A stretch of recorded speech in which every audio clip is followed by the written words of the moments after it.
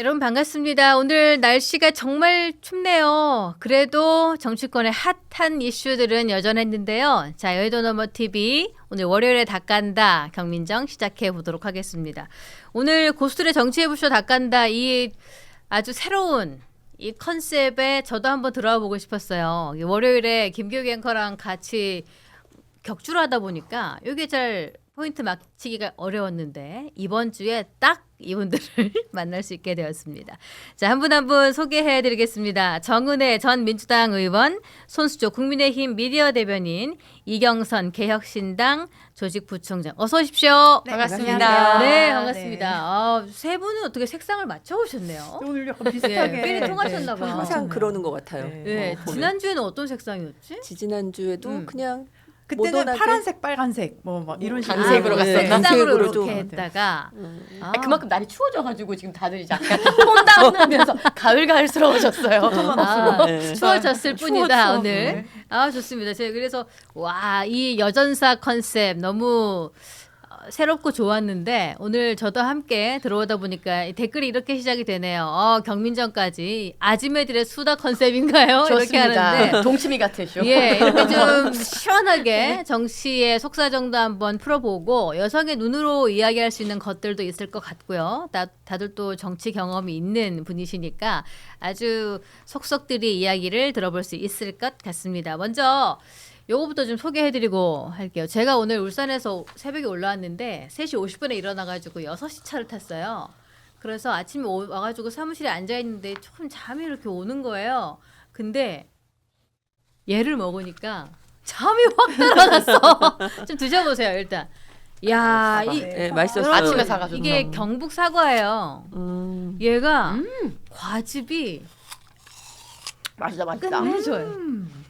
과즙이 와, 저 먹어보고 너무 놀라서 이렇게 눈 반쯤 감고 이렇게 먹다가 눈을 번쩍 뜨는 네. 잠을 달다. 다 깨워버린 달고 꽤 큰 것 같아요. 육즙이 아니고 과즙이 아침부터 육즙 나왔어요. 저 아침에 삼겹살 구워 먹는 거 좋아하거든요. 캠핑 가서 다음날 아침에 그 맛있다. 남은 시커먼 불판에다가 막 근데 이 과즙이 과즙이. 예. 맛이 어떠신지 우리 손 대변인님 먼저. 아침에 사과 좋지 않습니까? 아침에 밥 잘 못 챙겨 먹거든요. 요 딱 사과 한 조각이면은 아침 대용으로 좋네요. 네. 네. 그리고 이경선 부총장님 어떠십니까? 아 정말 맛있게 먹었어요. 저 네. 들어오기 전에 좀 한 조각 먹었는데 예. 정말 맛있었어요. 저 밖에 있는데 우리 팀장님이 제 네네. 졸고 있으니까 입에 넣어줬는데 눈을 뜨게 만들었는데 자 지금 계속 드시고만 계신 제가 또 광고 하나 이게 또 열심히 이렇게 준비를 했는데 홈쇼핑 전문입니다 네. 저기.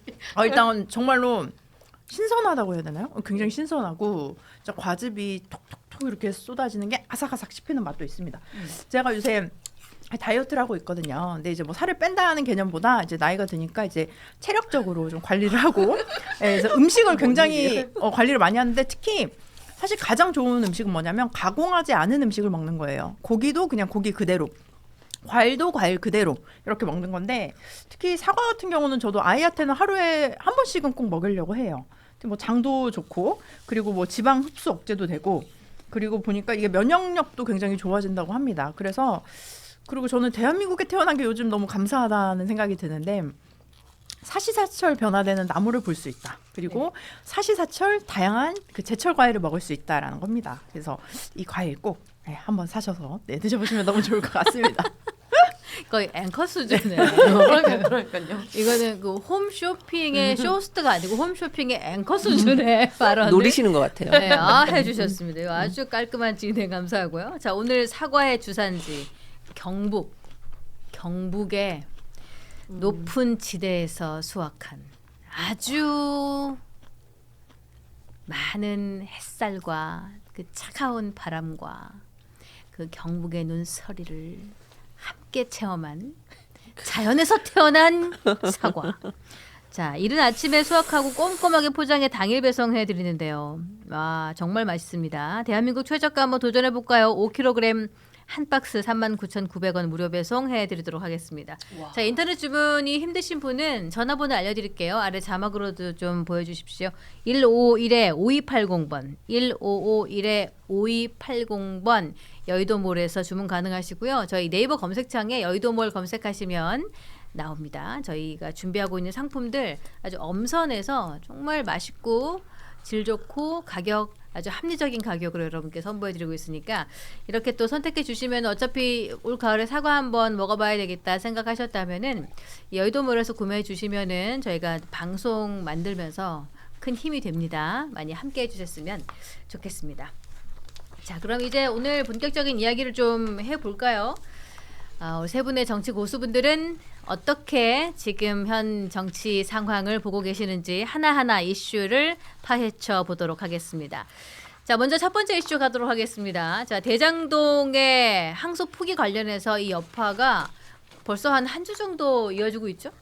지금 손수조 대변인 같은 경우에는 방금 대통령실 앞에서 집회하고 오신 네, 거예요? 오늘 아침 8시에 네. 이제 저희 국민의힘 전 당협위원장, 그러니까 네. 원내원의 당협위원장 모두 네. 대통령실 앞에 가서 이제 대장동 항소 포기에 대해서 조금 항의하는 이제 집회를 열고 왔습니다. 뭐 분위기가 어떤가 살짝만 말씀해 주시죠. 네, 추웠어요. 야당 춥네요. 많이 추웠겠죠. 네, 오늘 아침 많이 네. 또 추웠지 않습니까? 찬바람 맞으면서 야당의 어떤 이 풍천 노숙을 느끼면서 예. 그 찬바람 쌩쌩 부는 가운데 네.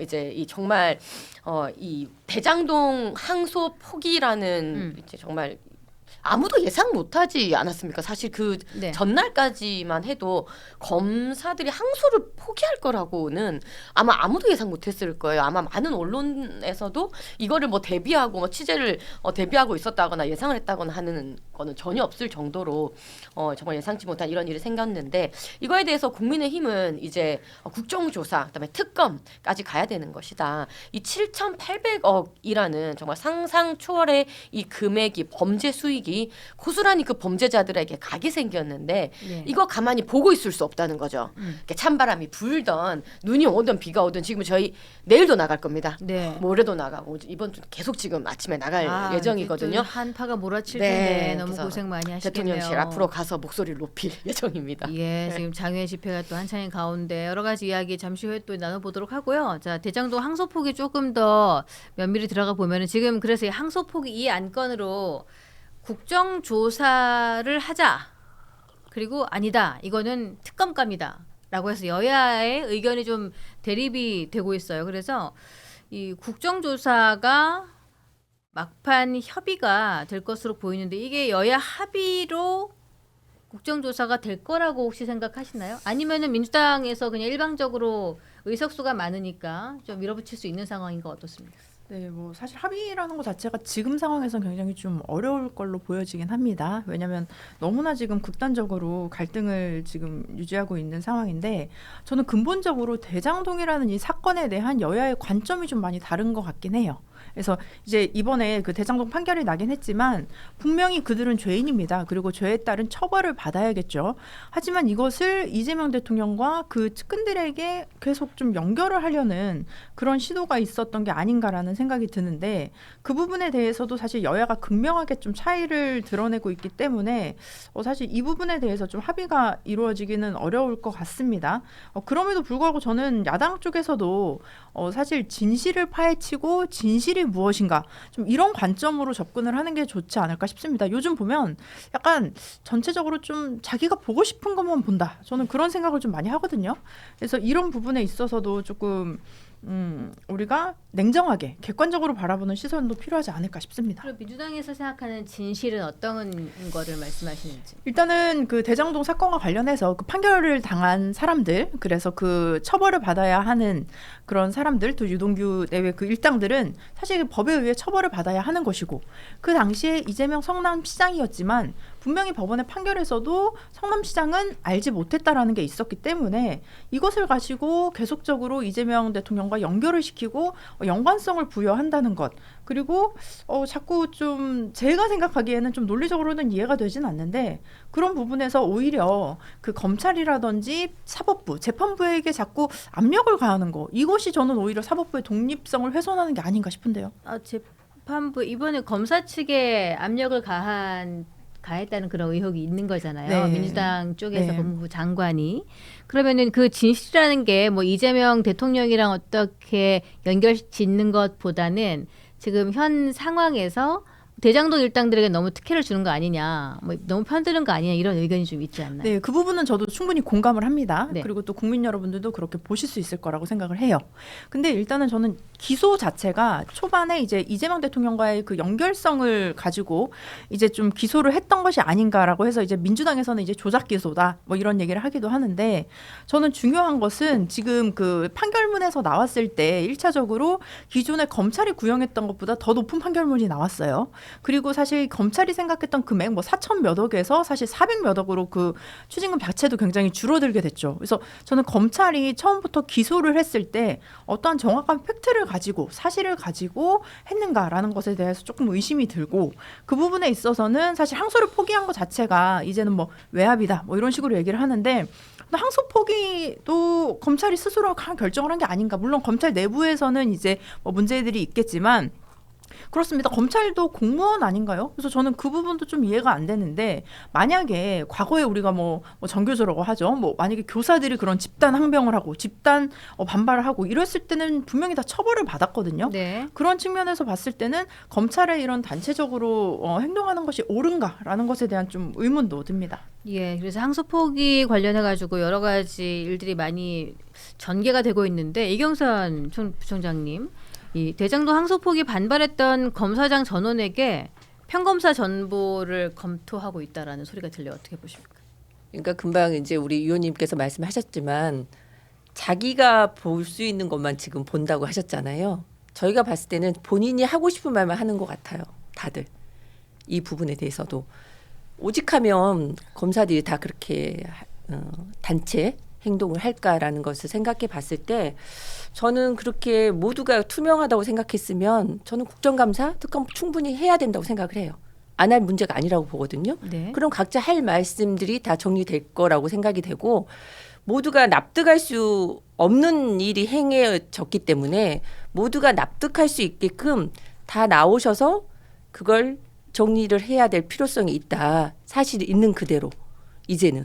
네. 그래서 저는 이 건에 대해서는 조금 이따 뭐 물으시고 말씀하시겠지만, 저는 이번 기회에 국감 제대로 하거나 특검 제대로 해서 우리가 알 수 있는 걸 다 밝혀내야 된다고 저는 생각을 하거든요.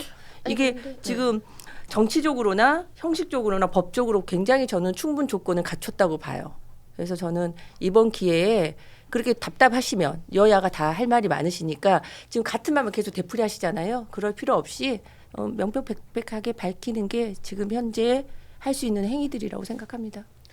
예, 아니 총장님도 이제 뭐 명명백백하게 한번 사실을 가려보자. 정은 의원님께서도 팩트를 중심하자. 근데 사실 그 재판이 그걸 시시비비를 가리기 위해서 재판을 한 거였잖아요. 그 재판의 결과를 지켜보면 되는 것이고, 서로 그 이제 구형한 게 안 맞으면 그거에 대해서 항소하고 하면서 따지는 게 결국 사법부의 시간이었던 거고, 그것을 위해서 재판을 했던 거잖아요. 근데 거기에 대해서 검찰이 항소를 안 했기 때문에, 아니 왜 안 했어? 이렇게 된 거 아니겠습니까? 근데 그 왜 안 했는지 보니까는 법무부 장관이 신중하게 해라, 신중하게 해, 몇 번이나 이렇게 얘기를 했잖아요. 아니 신중하게 해라고 얘기를 하는 게 어떻게 외압이 아닐 수가 있습니까? 저는 그렇게 생각을 해요. 그러니까 이게 외압이 있었다는 것 때문에 지금 이제 국정조사 특검까지 얘기를 하는 거거든요. 네. 이 대장동 사건에 대한 시시비비는 사실 재판을 통해서 이걸 보자는 거였는데, 그거를 막아선 것이 지금 법무부 장관이고 이재명 정권이라고 저는 보는 겁니다. 이 대장동 사건의 판결문에 이재명이라는 이름이 401번 나와요, 여러분. 401번 나오는데, 그리고 이 대장동이 본인이 설계했다고 이재명 본인이 얘기하셨지 않습니까? 근데 어떻게 지금 와서 이게, 아니 어느 방송 나갔더니 저보고 물귀신이라 그러더라고요. 왜 자꾸 이재명 끌어들이냐 그러는데, 제가 안 끌어들였어요. 판결문에 이재명이라는 이름이 401번 나오고, 이재명 대통령께서 본인이 다 이거 설계한 거라고 이미 얘기를 하지 않았습니까? 근데 여기에 대해서 지금 와서 발뺌한다는 거는 저는 도저히 납득이 되지 않고, 지금 민주당 지금 어쩌고 있습니까? 이 항소 포기에 대해서 일반 평검사들이, 지검장들이 모두 이거 잘못됐다고 얘기를 했더니 네. 그 지검장들을 다 좌천시키겠다는 거예요. 입틀막 하겠다는 겁니다. 이건 공포 정치입니다.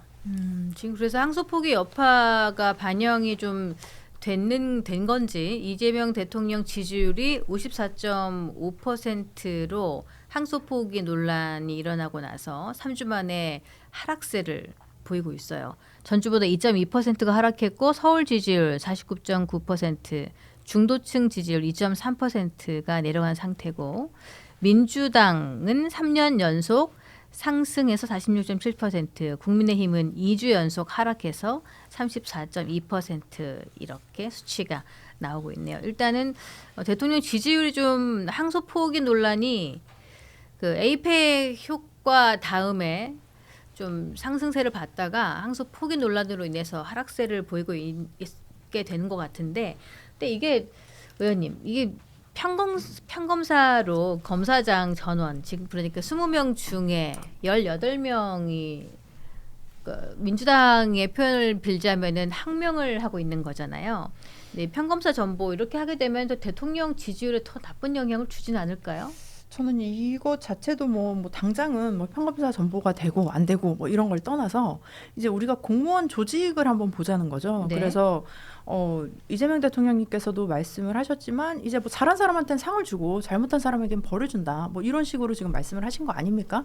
그렇기 때문에 공무원이 자신의 그 중립적인 위치에서 그것을 공정하게 지키지 아니했다면 그 부분에 대한 저는 또 어떤 또 처벌이라든지 뭐 자리 이동이나 이런 것들은 있어야겠죠. 그래서 이게 뭐 아직은 확정적으로 딱 결정이 되고 뭐 이렇게 됐다 뭐 이런 것들은 아니기 때문에 저는 조금 더 지켜봐야 되지 않을까 싶습니다. 예, 그러니까 이제 검사가 일반 공무원 신분하고 좀 차별화되는 것이 본인의 신분을 보장해 줌으로써 위급한 상황에서 본인의 판단대로 행동해야 되는 그런 상황에서 그래도 옳은 판단으로 갈 수 있다. 근데 이런 기조가 민주당은 여태까지 야당이었던 세월이 많았기 때문에 그 정치적인 탄압을 하는 세력으로 규정이 되어 있고 국민의힘에서는 그걸 또 등에 업고 여태까지 정치를 한 결과 부패해 있고 이런 좀 맥락이 좀 겹치는 시점인 것 같아요. 그래서 지금 그래도 일을 하고자 하는 검사분들이 조금은 뭐 황당한 상황이 될 수도 있고 그동안 정권의 등에 입어가지고 본인의 입신양명을 위해서 애썼던 사람들이라면은 지금 뭐 한 칼 맞고 있는 그런 느낌이 들지 않을까 싶은데요. 자, 그러면은 요거에 대해서 뭐 여야가 합의해가지고 뭐 국정조사 정도로 그치면 된다. 아니면은 특검 가가지고 우리가 한번 면밀하게 파악해 봐야 된다. 자, 세 분 그러면 어떻게 보십니까? 우리 이경선 부총장님은 저는 지금 항소 포기라는 그 중대 결정을 둘러싸가지고 권력의 책임 구조로 지금 되어 있잖아요. 예. 그래서 저는 여야가 서로 그 진영 싸움을 안 했으면 좋겠어요. 지금 이 뭐 특검을 하자, 이제 우리 국감을 하자, 이제 이렇게 말을 하는데 국정감사를 하자 이러는데 저는 여기에서 유불리를 따질 게 아니라 검찰은 어떻게 보고를 했고. 또 법무부에서 어떤 지시를 내렸고 이거에 대해서 과정을 정치적으로 투명하게 지금 진행을 하면 된다고 봐요. 지금 국회가 하는 일이 뭐예요? 그걸 따져 묻는 게 국회잖아요. 물론 우리 예를 들어 여야가 다 각자 말씀을 하시지만 그 말 속에는 본인들도 인정 못해야 할 수 있는 과정이 있었을 겁니다. 밝히지 못하는. 네. 하지만 이제는 그 이야기도 허심탄회하게 꺼내야 될 상황이 놓여 있다고 저는 생각을 하거든요. 그래서 어떻게 이걸 따져 물을 건가에 대해서는 이제 논의를 하겠지만 이거에 대해서는 투명하게 이제는 뭐 자기에 대한 불편한 진실까지도 다 말할 수 있어야 되는 게 아닌가 저는 생각을 하고요. 이게 이제 상식과 정면에 부합되는 행위가 이루어진 건 사실이잖아요. 우리 모두 다 상상하지 못했으니까 항소 포기에 대해서는. 네. 그래서 이 부분에 대해서는 투명하게 지금 밝혀야 될 시기다. 그래서 이제 유불리 따지지 마시고 여야 다 유불리 따지지 마시고 국감이 됐든 특검이 됐든 진행이 되어야 된다라고 저는 생각을 합니다. 그리고 여기에 뭐 대통령 지지율 이런 거에 대해서 자꾸 이렇게 데이터 뭐 분석을 하시는데요. 지금 대통령 지지율의 문제가 아니지 않습니까? 그럼 부총장님은 예, 특검 정도로 가야 된다고 보시는 거예요? 저는 이것도 이제 무슨 뭐 여야 합의가 이게 이루어지겠냐 이런 말씀도 하셨는데요. 지금 서로 유불리 따질 때가 아니다는 말씀이어서 함께 테이블에 올려놓고 이 부분에 대해서는 어떻게 진행이 되었고 이거에 대해서 어떠한 해답이 나왔는가에 대해서는 투명하게 밝혀야 되니까 저는 뭐 특검까지는 뭐 다들 안 가시려고 하실 것 같은데요. 그러면 국정감사라도 제대로 하시는 게 지금 국회에 앉아 계신 분들의 소임이지 않을까 저는 생각합니다. 네. 근데 국정조사하고 특검의 차이가 국정조사는 국회가 하는 정치적인 조사고 네. 특검은 법률에 따른 형사 수사고 네. 그래서 강제 수사가 가능한 게 이제 특검의 개념이잖아요. 그래서 국정조사가 권고 수준에 결과에 따라서 권고 수준에 그치는 것이라면 특검은 기소와 재판으로 이어질 수가 있는 거여서 그래서 뭐 증인 불출석 등의 한계가 많은 국정조사보다는 뭐 특검으로 해서 좀 확실하게 못을 박자 이런 개념인데 우리 의원님 보시기에는 그래도 국정조사 정도로 이건 넘어갈 수 있는 문제다. 그 정도로 민주당은 지금 보고 있는 개념이라는 것입니까? 네, 왜냐하면 지금 사실 그 항소 포기가 이루어지면서 좀 사건의 본질이 굉장히 좀 흐려진 건 맞습니다. 네. 그렇기 때문에 이제 진상 규명을 해야 하는데 이게 지금 검찰 내부에서는 좀 지금 어떻게 보면 행정부가 저는 멈췄다고 보여지는데 그렇기 때문에 국회에서 이것을 시작으로 하고 그리고 지금 계속 뭐 검찰도 그렇고 야당에서도 자꾸 정치적 공방이다 뭐 이런 식으로 얘기를 하는데 이게 정치적 공세가 아니라 해서 검증 가능한 사실을 이제 확인을 하자 이런 측면에서 저는 생각을 해야 될 것 같고요. 그리고 만약에 뭐 특검까지 필요하다면 저는 특검도 뭐 마다할 바는 없습니다. 근데 중요한 것은 이제 국가의 시스템을 지금 바로 세우는 게 굉장히 중요한데 그 과정에 있어서 지금의 이 상황에서는 좀 그 과정들을 다시 한번 돌아보고 조사할 필요는 있다라고 보여집니다. 예, 당연히 우리 손수조 대변인께서는 특검으로 가서 확실하게 좀 해야 되겠다 이렇게 보고 계시겠죠? 예, 그렇습니다. 특검 가야죠. 특검이라는 것이 원래 이 권력 때문에 제대로 수사하지 못하는 부분에 대해서 야당이 할 수 있는 것이 바로 이 특검 제도입니다. 지금 보면은 뭐 그 내란 특검이나 뭐 이제 여러 가지 특검이 이재명 정권에서 그러니까 여당이 주도하는 직급 특검들이 되고 있는데 이런 게 아니라 지금 이 항소 포기 같은 이 야당이 지금 주도할 수 있는 특검을 시행을 해야 한다. 거기에서 더 나아가서 법무부 장관, 정성호 법무부 장관 그리고 이진수 차관 다 사퇴해야 됩니다. 왜? 이 외압을 가했기 때문에 그것에 대해서는 네. 사퇴를 당연히 해야 되고요. 이 대장동 사태가 여러분 7,800억입니다. 상상이나 되는 이 액수입니까? 이 7,800원이라는 돈이 성남 시민들의 눈물인 겁니다. 이 7,800억의 성남 시민들을 위해서 써야 될 돈을 일부 범죄자들이 착복한 거예요. 근데 이것을 굳고 환수하지 못하게 만든 게 지금 이거 항소 포기지 않습니까? 도대체 이게 왜 이렇게 됐는지 집권하고 있는 권력의 핵심인 이재명 대통령의 그 선거와 관련된 이재명 피의자가 연관된 사건입니다. 이 대장동 사건이. 예, 그렇죠. 그렇기 때문에 네. 특검을 통해서 명명백백하게 밝히는 것은 물론이고 법무부 장관, 이진수 차관 모두 사퇴해야 되는 상황이라고 생각하죠. 네, 그렇게 해서 뭐 연루가 되어 있다, 안 되어 있다 이렇게 의견이 좀 분분한데 지금 그래서 여러 가지 녹취록 정황들이 좀 나오면서 이것들에 대해서 논란이 일고 있어요. 특히 대장동 사건 핵심 증거로 활용된 정영학 녹취록이 조작이 됐다는 의혹이 제기가 되면서 지금 여당에서는 이것은 검찰이 조작을 했고 이재명 대통령 죽이기에 혈안이 되어 있는 것이다라고 해서 뭐 좀 실상을 들여다보면은 재창이 형을 실장으로 예 지금 나오고 있네요 이미지가 자 위례 신도시를 윗선 지시 이렇게 조작을 했다 하는데 이거 어떻게 보시나요? 이게 좀 가능한 일인지 모르겠네요. 어떻게 보고 계십니까? 네, 그 제가 뭐 심리학에서 그 악마의 디테일이라는 게 있어요. 네. 그 용어가 뭐냐면 99%는 사실로 하고 1%를 뭐 조작하거나 아니면 없는 사실을 넣어서 그럴듯하게 보이는 거죠. 근데 저는 지금 얘기는 한 2가지 정도 말씀해 주셨는데 3가지 정도 이제 녹취에서 이제 조작된 부분이 있다. 김만배와 정영학과 관련해서 이제 없는 단어를 넣었다. 첫 번째, 용의하고 이런 단어를 썼어요. 한마디로 김용 원장하고 뭐 이런 식으로 이제 넣었고요. 두 번째는 말씀하신 대로 이게 실장님이 얘기를 꺼냈더라고요. 근데 실장님이 아니고 재창이 형이라는 사람이었던 거죠. 사실은 이 내부에서 또 이분이 한 100억 정도 가져가셨다고 하는데 마지막으로 윗 어르신들이 너 결정한 대로 다 해줄 테니까 이렇게 틀었는데 알고 봤더니 윗 어르신이 아니라 위례신 도시였다. 뭐 이런 얘기를 합니다. 검찰에서는 이것들이 지금 속기사가 여러 명이었고 그 속기사들이 들었기 때문에 본인들이 의도적으로 이것을 뭐 잘못한 게 아니다라고 합니다. 하지만 검사의 책임이 뭡니까? 사실 이게 거의 지금 바이든 날리면보다 저는 지금 더 심한 사태라고 생각을 해요. 그렇기 때문에 특히 이런 증거, 법정에서 내는 증거 자체가 이렇게 조작된 의혹을 가지고 있다면 이 부분에 대해서도 저는 철저하게 수사를 받아야 될 것 같고, 특히 엄기준 검사 같은 경우는 과거에 그 한명숙 총리를 수사하기도 했고요. 이번에 최근에 나와 있는 그 쿠팡 의혹 있지 않습니까? 그 일용직 노동자들을 대상으로 그 퇴직금 지급 요건을 회피하도록 했다. 그렇게 뭐 취업 규칙을 바꿨다라는 또 의혹이 있는데, 이런 의혹이 있는 것만큼 이게 지금 한두 건이 아닙니다. 그래서 지금 엄기준 검사 같은 경우도 저희가 좀 조사를 해봐야 되지 않을까 싶습니다. 예. 이경선 부총장님 어떻게 보십니까? 저는 이게 짜깁기를 한 건가요? 이렇게 그러니까 가능한가요? 지금 두 분의 말씀을 들으면 네. 팩트는 내용은 다 사라져고 어떤 프레임이 계속 지금 가두시는 것 같아요. 내 말이 맞다, 네 말이 맞다 그러는데, 제가 좀 전에도 이제 국정감사 이야기하고 특검까지도 말씀하셨는데, 저는 국정감사에 다 모든 걸 나열을 하면 돼요. 순서대로 나열을 하면 거기에서 더 문제가 도리시 됐을 때는 특검까지 가는 것이고요.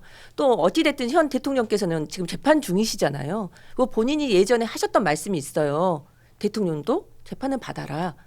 그걸 실행하시면 된다니까요. 지금 서로가 외곽에서 말싸움할 필요가 없고, 금방 손수조 위원장님도 대통령실 앞에서 농성하고 오셨다는데, 집회하고 오셨다는데, 지금 그렇게 집회할 때가 아니잖아요. 일단 다 탭을 올려놓으면 됩니다. 이렇게 말싸움할 필요가 없어요. 지금 우리도 여기 앉아서 너는 옳고 너는 그르다 할 게 없이 그대로 정말 검찰이 어떻게 보고를 했고 법무부에서 어떤 지시를 했고 이 내용을 그대로 아니 하셔야 되는 거죠. 안 하시니까 지금 이런 폐단이 계속 도래되는 거잖아요. 그러니까 다 하시라는 말씀입니다. 그래서 저는 두 분 말도 다 존중하지만 이제 제대로 된 자료들이 다 있지 않습니까? 속기사 말씀 잘하셨어요. 속기사 참 많습니다. 그 속기 내용 그대로 공개하면 되지 않을까요? 저는 그렇게 생각합니다. 근데 이게 정치가 프레임 전쟁이라고 하잖아요. 자기 주장을 합리화시키기 위해서 만들어내는 건데, 그래서 이게 자꾸 물타기가 되는 거예요. 그러니까. 진실은 여기 있을 텐데 거기다가 의견들을 막 물타기해가지고 다 섞어버리는 거죠. 나중에는 국민 여러분은 그거의 전체적인 희석된 내용을 가지고 뭐가 진실인지 분별할 수가 없는 상황인 특히 거예요. 이 대장동 사건 너무 좀 어렵죠. 네. 진짜 뭐 그 방송 나가서 보면은 변호사님들 패널 분들도 사실 완전 이걸 풀리 이해를 하시는 분들 거의 없을 정도로 대장동 사건은 굉장히 복잡합니다. 이번에 1심 판결 난 것도 보면 뭐 일부 무죄, 전부 무죄 뭐 이렇게 다 섞여 있고 또 배임죄는 어떻고 뇌물죄는 어떻고 이해충돌은 어떻고 지금 다 달라요. 그러다 보니까 사실 지켜보시는 국민들께서는 뭐 어쨌다는 거야 그래서 뭐 이런 건데, 제가 한마디로 말씀드릴게요. 그러니까 나쁜 놈을 때려잡지 못하게 된 겁니다 결국. 네. 한마디로 이 성남 시민들한테 돌아가야 될 그 돈을 착복한 나쁜 놈을 제대로 때려잡지 못하게 돼버린 이 사건입니다. 그래서 이 지금 뭐 녹취록이 뭐 이렇게 조작이 됐다 어쨌다, 그다음에 뭐 남욱의 녹취록도 터지고 김만배 녹취록도 터지고 뭐 3년만 살다 오면 저쪽에 다 봐주기로 했다는 등 별별 얘기가 지금 다 많이 터져 나오고 있거든요. 근데 어쨌든 여러분 1심 끝났어요. 1심 끝났고 검찰이 항소 포기했습니다. 이건 되돌릴 수가 없어요.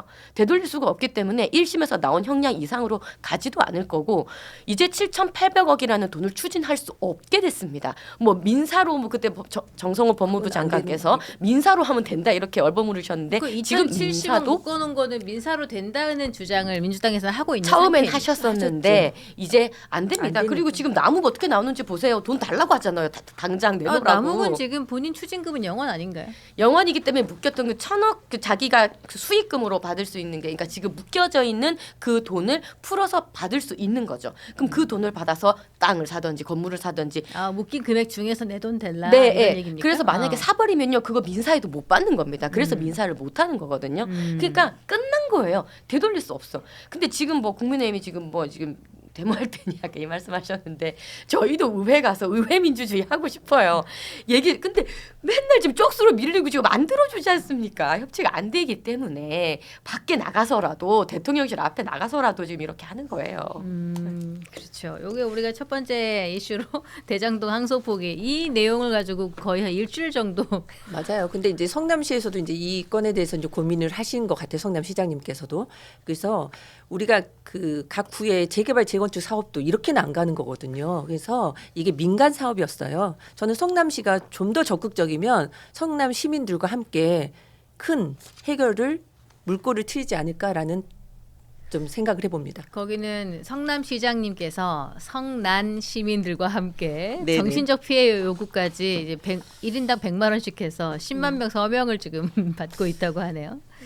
뉴스로 예, 그것도 뭐 접하게 하나의 되었는데. 방법이지 않을까? 항소 포기를 안 하는 게 민주당에게도 좋았어요. 이거는. 그러니까 이게 제가 민주당 쪽에 계신 법률 전문가분하고 예, 검사 출신이신데요. 얘기를 잠깐 해보니까 이거 민주당이 실수한 것 같다는 이야기를 하는 부분도 있긴 맞아요. 있더라고요. 그게 왜 그러냐면 이재명 대통령을 위한 일이 아니라는 거지. 이게 항소 포기하지 않아도 대통령은 지금 재판 중지가 되어 계시기 때문에 약간 이런 개념으로 보는데요. 그 심지어 국무회의에서 항소하지 말라고 이재명 대통령이 얘기했잖아요. 10월 3일 날. 근데 진짜 항소 포기를 안 하니까 약간 오비일학처럼 아니 지금 정치 구조가 지시한 것처럼 너 됐잖아. 나에게 얼마나 잘할 거야 이런 거잖아요. 지금 공무원들 핸드폰도 다 터는 입장인데 말도 안 됩니다, 그러다 진짜. 보니 과잉 충성으로 이 혼란이 오지 않았나 싶어요. 공포 정치라니까. 뭐 그러니까요. 잘하려고 그러는 것도 있는데 아니 그러니까 어쨌든 잘하는 게 너무 오버하다 우리 보니까 의원님 지금 그게 다른 보시기에 거지. 북한의 5호 제도랑 지금 똑같아요. 지금 다 감시하게 하고 아니 밀고하게 저희가 하고. 북한 이야기까지 할 건 아니지만 여하튼 근데 저희가 잠깐 제가 항상 좀 얘기를 하는 게 대한민국에서 조금 오해가 되는 부분이 네. 그 특히 대통령제예요. 저는 대통령제 관련해서 지금 또 박사 논문 쓰고 있는데 삼권 분립 얘기하면서 뭐 사법부의 독립성을 얘기하는데 사실 민주주의 또 대통령제에서 중요한 것은 견제와 균형입니다. 그러니까 견제도 하지만 균형을 또 잡아야 되는 거고요. 그리고 공무원과 관련해서도 저는 얘기를 하고 싶은 게 공무원이 특히 선진국일수록요 서로 감시하고 감찰하는 것이 굉장히 정교화하게 시스템화되어 있습니다. 왜냐하면 우리나라는 막 그렇게들 많이 얘기하시더라고요. 뭐 그럼 동료를 뭐 감시하라는 얘기냐, 뭐 북한이냐 이런 얘기 하시는데 실제로 동료를 보호하기 위해서 그런 게 아니고요. 직무를 보호하는 것이 공직자의 윤리 기준입니다. 그리고 국민의 세금을 지키기 위한 그런 것이죠. 만약에 동료가 있을 때도 뭐 전혀 문제 없는 동료는 같이 뭐 사이좋게 지낼 수도 있고 개인적으로도 친밀하게 지낼 수 있고 업무상 협조할 수 있죠. 근데 만약에 내 동료가 잘못된 길을 가고 있다. 세금으로서 잘못된 방향으로 가고 있는 것 같다라고 했을 때는 반드시 그 부분은 저는 리포트 보고를 해야 된다고 보는데 실제 미국 같은 경우에도 모든 부처에 감찰 관실이 있어요. 그리고 공무원들끼리 동료 책임, 그러니까 duty to report라고 해서 그 책임이 있습니다. 영국 같은 경우도 그런 시스템이 7대 원칙 이런 식으로 되어 있고요. 프랑스나 일본 같은 경우에도 그 공직자의 내부 감시위원회가 구성이 되어 있습니다. 그래서 이것은 우리가 뭐 요즘 필요하다고 보시는 네, 거예요. 저는 그래서 이제 필요하다고 공무원의, 보는 거죠. 예, 휴대폰 압수수색 해가지고. 뭐 근데 저는 그래요. 뭐 전부 다 압수를 한다. 뭐 지금 보면 막 거의 75만 명을 다 압수할 것처럼 이렇게 좀 인식을 하고 누가 계신 분이 어떤 있는데 구조에 들어가 있는지 모르니까 전부 다 봐야 되는 거 아닌가요? 근데 75만 명을 다 볼 수는 없고요. 사실은 우리가 그 과거에 나치를 그 색출하는 과정에서도 어떤 정치 보복이나 이런 개념으로 접근했던 게 아니고요. 헌정 질서를 회복하는 개념으로 들어갔습니다. 그래서 이게 뭐 사찰이나 이런 개념으로 들어가야 돼서는 안 되고 당연히 헌법에 보장되어 있는 그 개인의 자유는 보장이 되어야겠죠. 그럼 의원님 네. 있잖아요. 저도 그 부분은 왜 말씀하시는 이론적으로는 동의하는 부분도 있긴 하지만 요 단순하게 이 질문 한번 드려볼게요. 국민들이 싫은 거는 국민들이 이 항소 포기에 대해서 불편한 감정을 갖고 계신 거는 이거 같아요. 대장동 사기꾼들이 무죄가 되는 게 싫은 거예요. 그거에 대해서 어떻게 생각하세요? 그거를 민주당의 어떤 뭐 외압적인 측면으로 인해서 이렇게 만들어졌다. 어쨌든 뭐 노만석이든 어쨌든 뭐 정진우도 이런 사람들의 잘못도 있지만 그 사람들이 또 칼자루를 쥐고 있는 민주당에서 딱 눈을 쳐다보고 있으면서 신중하게 검토해라고 얘기를 계속하는 상황에서 어떻게 자기의 주관대로 할 수 있었을까? 주관대로 하는 게 맞지만은 그렇게 할 수 없는 환경 속에 있었다. 그러면 국민들이 그거 자체가 너무 화가 나는 거예요. 왜 대장동 범죄자를 용서해 주느냐 이런 개념이 그거 한마디만 좀 해주세요. 저는 절대 조금만 짧게 좀, 예. 용서는 해서는 안 된다. 네. 그리고 법에 의해 처벌을 받아야 된다라고 생각하고 그 손수정 위원장님께서 말씀하신 대로 이미 법원에 판결이 나지 않았습니까? 그래서 검찰이 구형했던 것보다 더 높은 형을 받은 사람도 있기 때문에 그거는 항소 네. 그들을 항소했기 때문에 그들의 형은 짧아질 수 있는 네, 가능성이 그래서 열린 거라서 이제 뭐 그 예. 부분에 대해서는 저는 법에 처벌을 받아야 된다고 생각하고 그리고 특히 이제 사실 결정적으로 이제 피해를 본 게 성남 시민인 거잖아요. 그래서 성남 시민들에게 그 잘못된 그 피해금을 돌려드릴 수 있는 방법 그 부분은 또 따로 이제 또 고민을 해야 될 것 같습니다. 민사에서 방법 없어요. 방법이 낫다고. 아니 지금 처음에 오딩하고 민사에서 지금 계속 해결을 폰이 잘하는 방향으로 좀. 폰이 정성호 법무부 장관도 민사에서 아주 충실하게 잘 준비하면 잘할 수 있다 이렇게 하고 이게 형사와 민사가 구분이 되어 있는 건 맞는데 이 법조인이 그렇게 말씀하시더라고요. 두 개가 구분이 되어 있는 건 맞는데 영향을 안 줄 수도 있고 줄 수도 있다. 그냥 근데- 면피용 워딩이셨겠죠. 그러니까 구분되어 있어서 줄 수도 있고 안 줄 수도 있다. 그러니까 이러니까 양 당에서 보면은 줄 수도 있다는 부분은 야당에서 주장이고 그렇죠. 그렇죠. 여당에서는 안 줄 안 수도 수- 있다는 쪽을 자기들이 취사 선택해서 보는 것 같아요. 아니 그래서 민사 자기 유리한 금액, 방향으로 얘기를 민사 하는 금액 거지. 지금 그 성남시에서 하고 있는 민사 한다고 해도 금액 뭐 5억? 뭐 금액 지금 많지는 보십시오. 않죠. 추징한 게 7,800억인데 그 중에서 400억 1심에서 인정되고 7,400억이면 근데 민사로 해봤자 이 7,400억 어떻게 추징해요? 안 되는 근데 겁니다. 그게 진짜 투자 금액 대비 수익률에 너무 열받아. 그러니까 이제 천배를 받는 게 투자처가 어디 이제는 다른 있어요? 건다 떠나서 그게 너무 성질이 나는 거 그러니까 같아. 국민의 눈높이에 맞지 않는 게 지금 민주당에서는 계속 말씀하시는 게 좋은 말씀을 그거 하신다니까요. 자체는 화가 나시는 건 화가 맞잖아요. 나는 건 아, 사실이죠. 저기도 당연히 사실 그렇죠. 누가 안 그러겠습니까?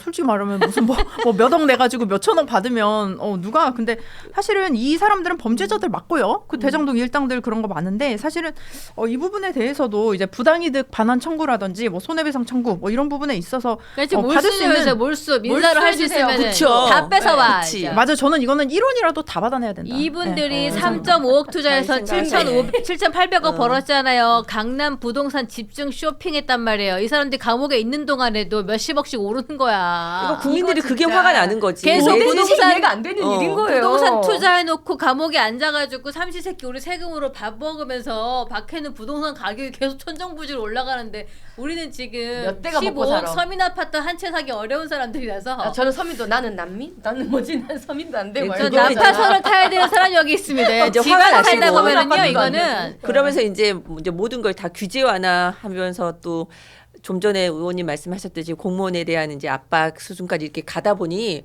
이게 뭐지?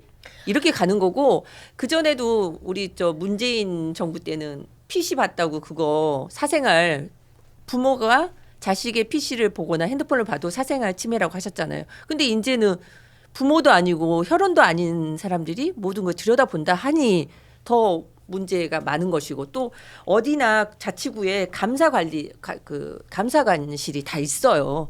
그 동안에도 브라인드로 해서 공무원들 다 체크했거든요. 그리고 그 감사위원회가 있어요. 그래서 재산 신고부터 시작해서 모든 사생활까지 다 체크했던 거지 안 했던 게 아니거든요. 근데 지금은 그 앞에 특수한 단어를 다 개입을 하잖아요. 내란 공범자. 공무원들은 선출직이 어느 누구가 와도 다 예스맨이에요. 누가 와도 시킨 일 해요. 근데 이제 와서 그걸 불법으로 다 몰아간다고 생각하니 이게 더 혼란이 오는 거라고 그렇네요. 생각해요. 그러니까 안 해야 될 행위를 하다 보니 계속 스텝이 꼬이고 계신 거예요. 지금 민주당은. 저는 그래요. 그러니까 공무원이 예스맨이다. 뭐 행정부에서 이렇게 지시하는 대로 하는 거다는 건 맞습니다. 근데 그렇다면 사실 낫지도 합리화가 될 수밖에 없는 거죠. 내가 위에서 하라는 대로 했다, 지시하라는 대로 했다라고 하면. 근데 공무원이라는 것은 그렇습니다. 따라야 되는 것은 맞죠. 하지만 그것은 적어도 자신의 양심의 기준에 판단을 해야 된다고 생각을 하는데 그렇지 않았던 저는 소수의 공무원이 있었다고 한다면 그 부분에 대해서 이제 우리가 조사를 하자는 것이지 모든 공무원을 다 죄인 취급하고 모든 공무원이 다 동조했다 이런 식의 저는 발언은 아니, 하지 않은 걸로 알고 있습니다. 감사관을 통해서 하면 되는 것이지 PC나 핸드폰까지 다 내라는 건 감사가 아니라니까요. 그래서 특히 이번에 근데 말씀하신 대로 이제 내란이라는 게 이제 계엄이라는 게 정말 굉장히 특수한 상황이지 않았습니까? 사실 우리가 상상하지도 못했던 일이 벌어졌고 그 일 상황 속에서 지금 수습을 하고 다시는 이런 계엄령 이런 사태가 이뤄지지 않도록 하기 위한 차원인데 이 부분은 저는 충분히 또 여야가 이 부분에 대해서는 건강한 토론을 진행해도 좋을 것 같습니다. 아니 다들 토론의 문제는 남편이 핸드폰 아니에요. 고장 다 보여주시나요? 네, 아니 남편이 토론의 문제는 고장 다 아닌 것 보여주세요? 같아요. 아니 이게 생각해봐. 남편한테도 핸드폰 주는 게 핸드폰 싫은데. 비번 몰라서 잘 때 이렇게 갖다 댑니다. 아니 핸드폰 봐봐. 갖다 대면 열리는 거지. 그것도 싫은데. 아니 왜 같은 결을 말하자. 했던 문재인 정부나 왜 이재명 정부가 이 해석이 다르냐는 거예요. 인권위 산 아니, 해석. 보세요. 그러니 이 문제에 대해서는 처음 첫 단추를 왜 잘못 끼면 안 된다고 하듯이 첫 단추를 잘못 끼다 보니까 지금 계속 스텝은 꼬여 있고요. 또 공무원들 입장도 간접 피해자가 분명히 있어요. 예컨대 각 구구나 부서로 가잖아요. 어떤 업무가. 그랬을 때 자기는 문서 하나도 못 봤는데 그 부서에 있다는 것만으로도 불이익을 당할 수 있거든요. 지금 이렇게 가면. 이건 진짜 말이 그래서 안 돼요. 이건 네. 좀 빨리 걷어들이는 게 옳지 않을까 생각해 봅니다. 아, 그건 그냥 결정된 건 아니고 네, 아니죠. 그러니까, 네, 그러니까 네, 맞습니다. 예, 이걸 좀 하나의 걷어 여지가 있는 예, 거고. 방법이 좀 잘못됐다. 휴대폰 예. 안 내면은 불이익 주겠다. 불이익 주겠다 이것도 아니잖아요. 음, 예, 그러니까. 그렇죠. 일단은 분위기 전환 차원에서 한 입씩 좀 드시고요. 네. 예, 노래 주고 있어요. 우리 데이비 팡님 15,000원 후원. 와 마녀 앗 오타 미녀 삼총사 경선 수조 은혜 치열하게 토론해서 닦간다 구독자 5만 만들자. 오늘 아자. 쌩얼인데 감사합니다. 미녀라고 해서 감사합니다. 미녀 마녀래요, 삼총사. 아니었어. 오타. 마- 오타. 오타가 맞았을까요? 근데 뭐 일반적으로는 미녀가 좋겠지만 정치권에서는 마녀가 좋지 않나요? 그래요. 아, 그래요. 오해십니다. 상대를 잡아먹어버려. 오해십니다. 예. 김태현님도 5,000원 후원해 주시면서 윤석열은 대통령 돼서 배우자 감옥 가는 거 막다가 정치적 파국을 맞았다. 이재명은 본인 감옥 가는 거 막다가 정치적 생명을 잃을 듯. 이분은 예 정치적인 의견을 주셨습니다. 자 좋습니다. 맛이 좋죠? 네. 네, 달콤 과즙 가득한 경북 사과 오늘 여러분께 소개해드리고 있고요. 자 지금 팩트시트 공개 여기로 가면은 우리 의원님께서 좀 조금 이야기할 것들이 긍정적인 것들이 조금 더 나올 수 있을 것 같아요. 이 안을 한번 들여다보죠. 근데 네. 팩트시트를 놓고 우리나라가 이번에 여러 가지로 성과를 좀 냈잖아요. 예. 국익에 도움이 될 만한 성과를 낸 걸로 이렇게 기사화되는 것들이 좀 보여서 근데 이게 또 여야 의견이 좀 달라지는 거예요.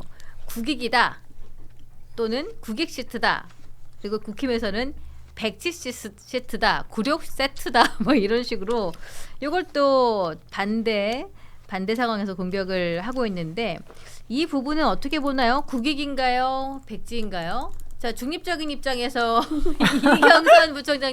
이경선 부총장님의 경우에는 이게 어디에 더 가까울까? 그래도 51대 49라도 그래도 국익이면 51이고 그렇죠? 저는 앵커님 말에 뭐 프로테이지를 논하기는 좀 그렇지만 저는 민주당은 이 사태에 대해서 지금 이제 팩트 시트에 대해서는 네. 민주당은 과대 포장을 하신 것 같고요. 저희 국힘은 면피하고 계신 것 같아요. 둘 다 진실을 말하지 않는다라는 생각이 또 들거든요. 진실은 죄송하지만 감춰져 있다. 왜냐하면 지금 문서가 공개가 됐어요. 그죠? 공개됐는데 실질적인 내용은 안 보여요. 그 실질적인 내용을 가지고 평가를 받으셔야 되는데 실질적인 내용은 없고 우리 국민을 위해서 국익 시트다. 그다음에 또 국힘은 아니다. 백지다. 그러면 이거에 대해서 근거를 제시해 주셔야 된다고 봐요. 저는. 내용에 대해서는. 근데 내용에 대해서는 아무 말씀 안 하시거든요. 지금. 네. 어느 누구도 말씀 안 하시고 그냥 프레임만 딱 하신 거예요. 나는 인정할 수 없어. 니네가 무슨 말을 해도 다 받아들일 수 없어. 그러면 모든 국민들이 알 수 있게 전문가들이 다 논할 수 있게 전문가 패널들 참 많으시잖아요. 그럼 그 내용이 다 공개돼서 이건 이렇고 저건 저렇다는 걸 우리 모두가 알 수 있어야 되는 거거든요. 근데 본인들의 언어만 쓰세요. 지금 국익을 위해서 좋게 답을 그렇다. 얻어냈다. 아니다. 이건 아무것도 없다. 백지다. 왜 백진가를 말씀하셔야죠. 왜 국익을 위한 시트인가를 말씀하셔야 된다고 저는 생각을 하거든요. 그래서 책임 있는 해석이 필요하지. 지금 정쟁으로만 모든 걸 가면 이게 말이 되는 우리 대한민국의 모습은 아니지 않습니까? 그 피해가 누가 보나요? 저희 국민이거든요. 예, 그럼 정은혜 의원님 좀 실상을 좀 말씀해 네. 주시죠. 어떻게 국익에 도움이 되는지. 네, 일단은 그 미국의 그 우리가 하는 그 수입품에 대해서는 부과할 수 있는 관세를 이제 최대 이제 15%까지 이제 좀 조정을 하기도 했고요. 그런데 지금 이 부분에 대해서 특히 조선이나 에너지 그리고 반도체, 의약품, 핵심 광물, AI, 양자 컴퓨터 분야에서 그 경제 및 국가안보 이익 증진을 위한 뭐 한국에 우리 투자를 하게 되고 그 투자 자체들도 사실 한국 기업들이 저는 그래요. 이게 우리가 큰 것들을 보지만 디테일한 것들을 좀 더 봐야 된다고 생각을 하는데 이 투자 자체도 이제 최근에 이재명 대통령님께서 이제 기업 총수들과의 만남 뭐 그런 식으로 이제 계속 미팅을 하고 있습니다. 이제 전통적으로 민주당은 기업과 친하지 않다 뭐 이런 인식들이 좀 있긴 한데요. 그럼에도 불구하고 이재명 대통령님께서 이제 기업 총수들을 만나서 이 분야 우리가 미국에 어떻게 투자를 하고 또 미국에서의 또 우리를 어떻게 또 투자를 받을 수 있는지 이런 내용들도 얘기를 하고 있고요. 그리고 저는 그때 말씀드린 대로 그 핵 추진 잠수함 이것을 네. 승인하는 내용이 저는 굉장히 크다고 보는데요. 특히 한국에서 특히 한반도에 안보를 지킬 수 있는 그 내용이 확실히 지금 들어가 있다는 것 이거 자체는 저는 그 한미 동맹의 강화 그리고 미국과의 신뢰를 쌓는 그 탄탄한 우리가 다리를 놓았다는 생각에서 지금 보면 이제 특히 경제적인 분야, 외교, 산업, 안보 이 모든 패키지들이 좀 다 잘 이루어진 게 아닌가 싶은데 실제로 우리가 이번에 또 뭐 30장이다 뭐 이런 식으로 얘기 나오지 않았습니까? 그래서 이제 대한민국의 이제 3명의 실장들이 처음에 미국이 가져온 제안을 지금 공개하진 않았어요. 그럼에도 불구하고 그 제안 자체가 일사년이지 뭐 이렇게 생각할 정도로 우리가 좀 우리 쪽에 많이 불리했었다. 근데 지금도 뭐 우리에게 완전히 유익하다라고는 할 수는 없지만 적어도 무역 관계에 있어서 대한민국이 손해를 보지 않을 구조가 되었고 그리고 투자를 했을 때 그 투자에 대한 이익을 또 50% 정도 받을 수 있는 구조가 되었기 때문에 우리가 더욱더 그 기업들과 협력을 해서 정부가 조금 이제는 대한민국만의 네. 기업이 아니라 글로벌 기업으로 나아갈 수 있는 발판도 만드는 게 아닌가라는 생각이 듭니다. 뭐 처음에 그래서 대통령실 3실장 후일담이 공개된 영상을 저도 봤는데요. 그 미국이 제안한 초기 협상안이 거의 기절 초풍할 수준이었는데 그거를 막아내느라 3실장 요 세 분이 아주 고군분투를 했다는 이야기가 있습니다. 그래도 손수조 대변인 3,500억 달러의 대미 투자 요거 관련해 가지고는 조금 위험성이 있다는 거는 보고 계시는 거죠?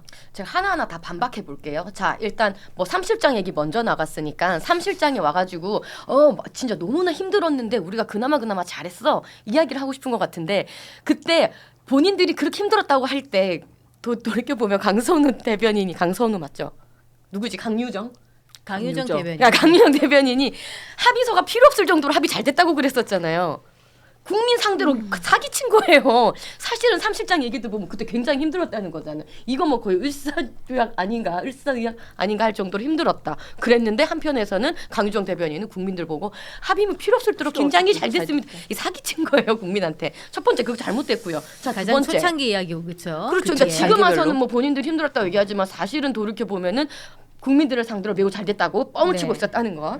자, 그다음에 3,500달러 이제 투자인데요. 이것도 맨 처음에 돌이켜 보시면은 이재명 대통령이 뭐 이렇게 3,500불 다 우리 못 하니까 뭐 결과적으로는 200달러씩 하고 할부해 가지고 하겠다는 거잖아요. 네. 잘했어요. 할부하는 건 좋은데. 근데 이거를 할부한 건 투자처 잘했다. 할부한 건 예. 잘했죠. 지금 네. 못함 그 한꺼번에 현금으로 줄 수는 없으니까 예. 그거보단 잘한 거 맞아요. 근데 투자처를 어디에 투자를 할 건데 만약에 그게 투자 손실을 봤을 때 뭐 어떻게 할 건데 이거에 대한 내용이 아무것도 없잖아요. 그러니까 이것까지 나와야 된다는 얘기 한번 더 드리고 자 그다음에 세 번째 핵잠수함. 자 이 핵잠수함을 팩트시트 보면 어프로브라 그래가지고 승인을 하긴 했습니다. 근데 우리가 다 중요하게 관심 있었던 건 어디서 만드는 거였잖아요. 핵 연료 이거 어떻게 할 거냐 그게 중요했던 건데 그 내용 없어요. 어프로브 하는데 제조를 코리아에서 한다는 말 어디 눈치 껏 찾아봐도 없어요. 그러니까 한국에 제조한다는 게 아니라는 거예요. 그러니까 지금 또 정부에서는 뭐 그냥 우리가 대화할 때 그거를 전제해서 한국에서 만드는 걸 전제해서 했어. 하지만 팩트시트에 안 적혀 있는 거예요. 합의문에 안 적혀 있는데 이거 어떻게 믿냐고요. 자, 합의문에 어디까지 적혀져 있어야 되나요? 저기 팩트시트에 나와 있는 내용은 3,500억 달러 대미 투자 관련해 가지고는 상업적 이익이 가능한 범위 안에서라고 명기가 되어 있는 단계별로 상태이고. 자, 그래서 대한 제가 내용이죠. 총체적으로 네. 말씀을 드리면요. 이번 팩트 시트를 가지고 왜 우리가 백지 시트라고 얘기를 하냐면요. 우리가 가지고 올 수 있는 국익 부분은 전부 다 애매모호한 거예요. 그러니까 we'll work together. 앞으로 열심히 노력하겠다. intent to 이렇게 뭐 하겠다는 식으로 애매모호하게 돼 있어요. 근데 미국이 받을 거는 콕 집어서 딱딱 얘기가 돼 있다는 거예요. 가령 예를 들면 반도체가 굉장히 중요하지 않습니까? 근데 그 반도체도 어떤 식으로 이걸 협의를 팩트 시트에서 적어놨냐면 서로 손해 보지 않을 정도로 뭐 no less favorable 뭐 이런 식으로 해가지고 없어요. 수치가 없다는 얘기예요. 그러니까 모든 것에 대해서 우리가 받을 부분은 애매하게 해놓고 자동차의 관세 가지고도 굉장히 지금 얘기가 많은데 15%를 줄인 건 잘했는데 근데 이게 언제까지 소급되냐 이 문제가 또 중요한 내용 포인트였는데 이거에 대해서도 이펙티브 데이트 언제까지 하겠다는 그에 대해서 나온 게 없다는 거예요. 그러니까 이 팩트 시트를 들여다보면 언제까지 소급되는 게 어떤 의미예요? 그러니까 지금 예를 들어서 자동차 관세가 굉장히 타결이 안 됐기 때문에 뭐 몇백억씩 손해 보면서 관세를 내고 있잖아요. 자동차 그 업체들이 지난 것까지 네, 우리가 내고 있잖아요. 근데 우리는 시점이 명기가 안 소급해서 되어 있다? 그렇죠. 예, 이펙티브 데이트가 명시돼 있지 않기 때문에 네. 이제 우리는 그게 궁금했던 거예요. 그게 중요했다는 거예요. 근데 이거에 대해서 그러니까 핵잠수함도 그렇고 반도체도 그렇고 자동차 관세도 그렇고 중요한 지점에 대한 내용이 안 적혀 있는 거예요, 사실은. 그래서 민주당에서는 아까 총장님 말씀하셨듯이 두리뭉술 해가지고 이렇게 잘된 것처럼 얘기하지만 따지고 들어가 보면 하나도 내용이 없다는 겁니다. 사실 근데 그 부분에 대해서 좀 얘기를 드리고 예. 싶어요. 이게 좀 국제 정치, 국제 경제 상황을 먼저 좀 파악을 해야 될 것 같습니다. 그래서 지금 거의 뭐 1대1의 솔직히 말씀드리면 대등한 관계였다 한미가 그렇진 않습니다. 경제적으로 너무나 잘 아시겠지만 조심스럽기도 하지만 사실 우리 한 20년 전만 해도 이제 FTA 한다, 자유무역 한다 이런 식으로 많이 얘기했죠. 그래서 WTO도 있었고요. 근데 이제는 트럼프 대통령이 되고 WTO라든지 FTA는 사실상 해체된 게 맞습니다. 그리고 이제는 미국이라는 나라가 동맹국에게 보복 관세를 매기고 있는 상황이에요. 그렇기 때문에 이 상황에서는 그렇게 공격적으로 나온 것 자체가 우리가 얼마를 더 방어를 하느냐, 얼마를 더 지킬 수 있느냐가 필요한 것이지 여기서 사실 우리가 이득을 보고 이익을 보고 그럴 수 있는 이제 일단은 구조가 아니었다는 거죠. 사실은 기울어진 운동장이었다고 생각을 해도 좋을 것 같습니다. 그렇기 때문에 이 상황에서 우리가 지금 연간 분할해서 200억 불이면 한 30조 원인데요. 굉장히 큰 돈이에요. 그래서 이것으로 제한을 한 것 자체가 저는 굉장히 큰 성과라고 생각을 합니다. 그리고 이 투자를 할 때도 이 금액 자체가 이제 한국 기업들과 좀 공동적으로 협약을 해서 투자할 수 있는 부분에게 한다는 것. 그거 자체가 저는 굉장히 큰 성과라고 생각을 하는데 사실은 지금 국제사회도 그렇고 트럼프 대통령도 사실은 기존의 정치인들과는 좀 다른 문법을 쓰고 있는 건 사실입니다. 그래서 다른 지금 세계의 환경이 왔고 중요한 것은 이 환경에 얼마나 빨리 적응하느냐, 빨리 변화하느냐인데 그 부분에 있어서 저는 이재명 대통령께서 이 부분을 충분히 만족하고 뭐 잘했다 뭐 이렇게까지 박수를 치기는 어렵지만 그럼에도 불구하고 우리가 최소한의 방어를 했다. 그리고 앞으로 대한민국이 성장할 수 있는 기반은 만들었다라고 생각해 주시면 좋을 것 같습니다. 예, 손수 대변님, 이게 그래도 저녁에 재계 총수들과의 회의하는 장면, 우리 왜 국민들께서 해외로 기업 자본이 유출될 것을 걱정하는 것에 대해서 이재명 대통령이 재계 총수들 만나서 뭐 기업의 국내 투자를 약속을 받아내고 이런 것도 있잖아요. 독려하고 그런 건 조금 그래도 긍정적으로 봐지지 않아요, 국힘도? 아니 뭐 윤 정부 때 보지 못했던 장면인 것 같아서 그런 게. 그건 매번 정권 때마다 다 했던 거 아니에요? 그거는 뭐 그닥 예. 근데 이제 뭐 오히려 이런 게 궁금할 수 있겠죠. 200불 알겠어. 200불 매해 하는데 그 200불 외화 어떻게 조달할 거야? 했을 때 답이 있어요? 기업도 어떻게 뭐 옥죄일 겁니까? 예. 그러니까 답이 없어요, 지금. 지금 우리가 이제 외환 보유 그액에 대해서 이런 이제 그 충격 없이 할 수 있는 게 사실상 200억 불 중에 한 30억 불 정도밖에 안 된다고 저는 나머지 170억 불에 대해서 어떻게 할 건지 뭐 이거를 펀드를 조성해가지고 기금을 마련하겠다고 하는데 뭐 어떤 펀드를 해가지고 어떻게 마련하겠다는 건지 지금 이런 것도 없고 예, 물론 민주당 입장에서는 이제 이런저런 성과를 이제 알리고 싶겠죠. 근데 하지만 그 국제 정세 말씀을 하셔서 제가 드리는 말씀인데 트럼프가 모든 국가에 이런 식으로 기울어진 운동장으로 하는 것은 아니에요. 뭐 몇몇 이제 자유 우파 진영의 동맹이 공고한 국가에 대해서는 이른바 먼저 요청하지도 않았는데 통화 스와프를 제한한다든지 이런 것도 있습니다. 그러니까 기울어진 운동장을 왜 애초에 만들었냐 이 얘기부터 하게 되면 또 한두 끝도 없어지는 것이기 때문에 네. 예, 그래서 좀 이런 부분들은 우리가 팩트시트를 봤을 때 그러니까 앞으로 그러니까 국민의힘도 뭐 안 되기를 원하는 건 아니잖아요. 근데 우리가 갖고 와야 될 것은 확실하게 갖고 오고 짚어내야 되는 건 짚어야 되기 때문에 이야기를 드리는 겁니다. 네, 그렇습니다. 여러 가지로 양쪽의 의견이 한 사안 가지고 너무 달라서 그렇죠. 우리 이경선 부총장님 말씀에 따라서 그냥 진실을 자꾸 감추고 본인 얘기만 아니, 하고 있는데. 그러니까 저 각자의 본인들만의 정치적인 해석만 하고 있잖아요. 그 말 정치가 속에는 그런 것 같아요. 예, 정치가 그런 영역인 것 같아.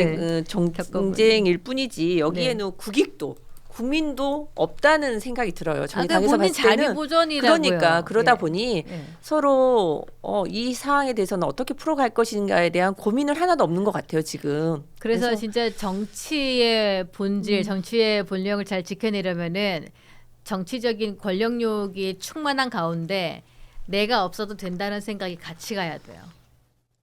내가 아니어도 이 판이 잘 굴러갈 수 있다는 생각을 해서 어느 순간 그 나 자신을 버릴 수 있어야 진짜 내가 원하는 정치를 할 수 있는 것 같아. 그게 노무현 정신이었잖아요. 그런 노무현 정신을 최민희 의원은 축의금에 갖다 쓴 거죠. 엿장수 돼버렸죠. 어쨌든 그랬는데 어쨌든 뭐 저는 뭐 민주당에서도 의원을 해봤고 해서 정당 생활을 해봤지만은 여러 가지 이게 같은 그 정치적인 성향 그런 거에 따라서 너무 많이 말이 달라져서 그런 부분이 국민들께서 그런 부분이 조금 보고 계시기가 어려운 게 아닐까 그런 생각이 드는데요. 그러니까 한마디로 하면은 네. 해석 싸움인 것 같아요. 지금 국가와 국가 간의 긴밀한 진짜 관세 협상인데 그렇게는 보여지지 않고 여야의 그냥 싸움으로만 이렇게 해석 싸움 본인이 그렇죠. 이렇게 올바른 가버린 생각을 거죠. 올바른 생각을 하고 있지만은 그거를 관철시키기가 어려운 게 내 자리를 보전이 안 되니까 내 거를 지켜야 되니까 이거를 못 하는 거예요. 정말 민주당에서 잘 쓰는 워딩이 있잖아요. 합의하고 협치하고 마중물 역할을 잘하겠다. 이런 말 굉장히 많이 나왔거든요. 그동안에. 그러면 여야에 정말 전문 집단이 있고 또 각 부처들이 있잖아요. 그걸 충분히 논의하는 과정이 보여야 되는데 지금 다들 본인들 말만 맞다. 이거 설마 백지까지 왔겠습니까? 백지는 아니지만 또 백지라고 또 평가를 해버리니까 좀 엄밀한 서로 검토가 필요하다. 그래서 국민들이 제발 싸우는 모습이 아닌 정말 국익을 위해서 노력하시는 모습을 좀 봤으면 하는 게 바람 아닐까 그렇게 생각해요. 그래서 이게 지금 뭐 여당 야당 할 것 없이 다 이런 모습이 있는 건데 이제는 야당의 입장에서 얼마나 추워요. 추워요. 본인의 배고파요. 본인의 이 자리를 보전하기 위해서 노력을 하고 있는지 이번 이슈 요거 하나 짚어보고 오늘 저희가 여러 가지 이야기를 많이 해야 되는데 이슈 하나에 많이 몰입을 하고 있는 상태예요. 자, 요거 이슈. 자, 손수조 대변인 제가 만났을 때 좀 요런 거 좀 말씀 나눠보고 싶었어요. 우리가 황교안이라는 말을 해서 우리 장동혁 국민의힘 대표께서 아주 바깥으로는 어떡하지 이런 생각 들긴 하지만 정작 본인은 그런 생각을 하지 않고 있는 것 같기도 하고 어쨌든 장동혁 대표가 어제 보수 성향 유튜브 채널 이영풍 TV 요 채널에 출연을 해서 조원진 대표의 공화당, 우리 공화당, 황교안 대표 자유와 혁신, 그리고 전광훈 목사가 만든 자유통일당 등과도 내년 지방선거에서 연대해야 된다. 이렇게 발언을 했어요. 그러니까 정확한 워딩이 우파들은 이재명 정권이 사회주의 체제, 독재 체제로 가려고 하는 것을 막기 위해 연대할 수 있어야 한다. 순수 대변인, 이게 이렇게 연대하면 이길 수 있나요? 지방선거를? 아니 뭐 이렇게까지 이제 그 확대 해석이라고 저는 봐요. 근데 어느 정당이든 당은 무리당자예요. 같이 하는 겁니다. 같이 하는 것이고 생각이 비슷하고 결이 비슷한 사람들의 무리의 집단의 일이 정당의 일이고요. 당연 선거를 앞두고 우파가 함께 뭉치자 연대하자는 말 왜 못합니까? 이거에 대해서 이걸 굳이 이렇게 민감하게 해석할 필요는 굳이 없다고 생각을 해요.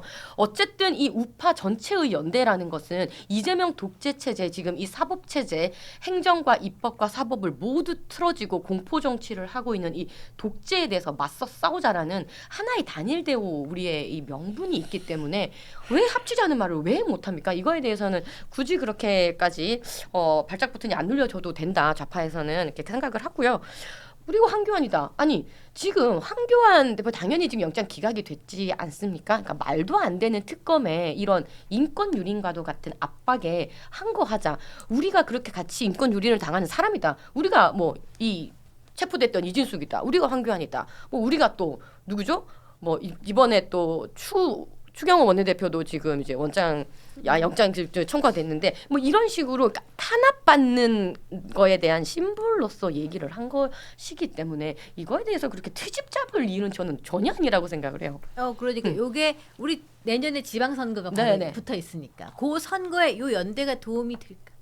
아니 왜 당연하게 연대해야 되는 것 아닙니까? 우리 당연히 같이 생각을 해야 된다. 그러니까 제가 말씀드렸던 그 생각 단일 대우 생각 이재명 막아야 된다. 독재 막아야 된다. 그리고 대한민국의 이 자유우파 자유민주주의를 지켜내야 된다. 이거는 생각이 같지 않습니까? 물론 스펙트럼은 넓을 수 있어요. 민주당도 스펙트럼 넓지 않습니까? 딱 뭐 조국 대표 아니면 뭐 여러 지금 뭐 위성 정당들 많이 같이 하고 연대하고 있지 않습니까? 그거에 대해서 우리가 예전에 그 정당 해산됐던 진보당의 뭐 후에 그런 사람 같이 갈 수 있을까 이렇게 얘기한 거 지금 똑같은 거예요. 그러니까 조금의 생각은 다를 수 있죠. 정광훈 목사가 집회한 자유통일당 집회에 가서 발언도 하시고 이렇게 할 수 있습니다. 그것은 이제 하우투의 문제인데 뭐 그것은 이제 정치적으로 이제 선택하는 것인데 아니 왜 이런저런 형식까지 그렇게 우리가 다 일일이 그걸 이렇게 문제 삼아야 되는지 전 도저히 이해가 안 돼요. 민주당 보고 이 집회 나가는 거 저 집회 나가는 거에 대해서 한 번도 태클 건 적 있어요? 없지 않습니까? 뭐 어떻게 나가도 별 상관없는데 그거 집회하고 그러니까 왜 우파한테만 그 집회 나가는 게 문제고 좌파는 나가는 게 왜 문제가 아니에요? 난 너무 이 잣대가 이해가 안 돼. 9999 하는데 그럼 본인들은 국자 아니냐? 국자 우리 안 쓰잖아요. 그러니까 우리는 스펙트럼 넓으니 우파의 연대는 선거를 앞두고는 더더욱 필요하죠. 더더욱 이경섭 필요하죠. 부장님 어떻게 보십니까? 아니 저는 손수조 위원장님 보면서 지금 말씀하는 걸 보면서 참 힘드시겠다라는 생각이 안 드는데 힘들어요. 안 힘들어요. 잘 싸울 수 있습니다. 아니 그러면 국힘이 더 문제인 거고요. 아니 왜 문제예요? 우리가 지금 열심히 우리가 잘 싸우고 있는데 받아들일 수 있는 그 범주라는 게 있잖아요. 그 당에 있어도 좋으신 분들 계시고요. 물론 정광훈 목사 쪽에서 일을 하신다고 해서 사고가 다 그분하고 결이 다 같다고는 저는 생각하지 않아요. 한교안 그분하고도 함께 일을 한다 해서 그분을 생각대로 다 한다고 생각하지 않거든요. 그러면 연대라는 것은 그중에 정말 결이 같고 하고자 하는 게 맞다면은 뭐 수용할 수 있겠죠. 근데 제가 제3자인 저희 제3당에서 봤을 때는 지금 다들 막 가는 거 아닌가. 그 선거를 앞두고 서로 이렇게 걸러야 될 부분들이 있잖아요. 정치함에 있어서 우리가 기본 걸러야 되는 그런 소양 부분이 있는데 네. 그런 것까지 다 버리고 가는 게 아닌가라는 생각이 들고 저도 TV에서 보서 그 장 대표님께서 외치는 걸 보고 저도 좀 놀랐어요. 저 감당을 어떻게 하시려고 그랬는데 국힘에 계신 분들도 굉장히 걱정 많이 하세요. 왜냐? 중앙에서 보는 정치와 지역에서 보는 정치는 또 다르거든요. 네. 왜냐하면 중앙에서야 큰 프레임 안에서 외치고 선동할 수 있죠. 하지만 지역을 돌아다니시면 그 당을 지지하는 분들도 그 발언에 용납하지 않는 경우도 있어요. 물론 국힘에 한정된 말은 아니에요. 민주당도 마찬가지예요. 이런 부분에 대해서 걱정들을 많이 하시니까 이제 좀 제자리에 돌아올 시기도 되지 않았나. 지금 대통령 임기 시작해서 지금까지 너무 지금 험한 길을 가는데 더 험한 길이 열릴 것 같아서 말씀드리는 건데요. 저는 뭐 연대는 뭐 그 당에 뭐 전체 합의하에 할 수도 있지만 굳이 당 대 당으로 보지 마시고 지방선거에 출마하시는 좋은 분들도 또 함께 연대한다면 또 그 또한 뭐 그 당 나름이 그 안고 가는 숙제이지 않을까 또 생각합니다. 저희는 조금 더 높은 차원에서 굉장한 지금 우려를 하고 있어요. 왜냐하면 왜냐하면 이건 선거만의 문제가 아닙니다. 네. 물론 다음에 지금 다가오는 지방선거 중요한데요. 선거도 선거지만 지금 대한민국의 체제가 무너질 수도 있다는 절박한 심정이 있어요. 이게 행정을 틀어준 이재명 정권이 지금 본인의 재판을 완전히 다 무죄로 만들기 위한 수순을 밟고 있지 않습니까? 지금 배임죄도 곧 폐지한다는 거예요. 아까 우리 대장동 가지고 붕괴했는데 이거 배임죄 폐지되면 그분들 그나마 받은 지금 배임죄 다 면소 판결 받고 그냥 무죄되는 겁니다. 예? 이재명 대통령이 관여된 재판이라고요. 어떻게 이 나라가 대통령이 일단 죄를 지어서 재판 중인 대통령이 그 재판을 안 받겠다고 하고 재판이 연결된 거를 다 항소를 포기해가지고 무죄로 만들려는 이 시도 앞에서 자유민주주의를 우리가 과연 지켜낼 수 있을까라는 이것이 좀 더 중차대한 문제로서 저희는 굉장히 조금 심각하게 이 사안을 좀 전국을 받아들이고 있거든요. 그렇기 때문에 그러기 위해서 대한민국을 살려내기 위한 연대에 있어서는 뭐 지금 누구 빼고 이렇게 빼고 저렇게 빼고 할 상황이 아니다. 대한민국을 살리기 위해서면 전 대통령에 대해서도 많은 체크를 하셨어야지 대한민국을 살렸던 것 같아요. 근데 이제 와서 살리겠다? 어떻게 살리겠다에 대한 구체적인 이야기가 근데 이게 논해져야 된다고 그러니까 봐요. 대한민국 살리려면은 뭐 지금 국민의힘 입장에서는 다른 지방 선거에서 지역 광역 지자체장, 기초 지자체장 이런 자리를 가지고 오고 한 명이라도 더 지방 의원을 심을 수 있고 더 많은 그런 의석수를 확보할 수 있어야 국힘의 존속 가능성이 더 높아지는 거잖아요. 물론입니다. 정당은 이기는 이제 선거 이제 결국 집권을 하기 위한 목표가 정당의 그러니까 목표이기 때문에 하는 건 맞아요. 궁금한 근데 게 예. 그러니까 그건 하나의 그러니까 방법적인 당연히 선거에서 우리가 지자체 단체장을 많이 가지고 오고 직접적인 플레이어로 많이 당선되는 것이 당연히 중요합니다. 근데 당선돼서 뭘 할 건데요? 당선돼서 그 사람들이 당선되는 목적이 궁극적인 목적이 뭡니까? 자기 자리 보전 아니지 않습니까? 지금 우리 대한민국이 맞닥뜨린 상황은 체제가 지금 어쩌면 사회주의로 넘어갈지도 모르는 홍콩처럼 될지도 모르는 이런 위기 속에서 있는데 이러한 생각 없이 대한민국의 이 자유 민주주의를 지키겠다는 생각 없이 자기 자리 보전해서 뭐 합니까? 그러니까 지방선거에서 이기려면은 예를 들어서 아까 표현하신 대로 극우에 계신 분들은 국민의힘에서 그렇게 계속 연합해가지고 막 으쌰으쌰 하지 않아도 선거에 나오면 그분들은 국민의힘을 찍잖아요. 그래서 중도를 포섭하기 위해서 극우를 모시고 오는 게 그러니까 요게 도움이 되실 거냐는 얘기예요. 이게 지금 프레임과 워딩이 완전히 지금 저와 달라요. 자, 일단은 중도라고 저는 표현하지 않고 그러니까 실용주의라고 표현할 수 있다고 저는 생각을 합니다. 그러니까 나는 그냥 중간이 좋아라고 하시는 분은 없어요.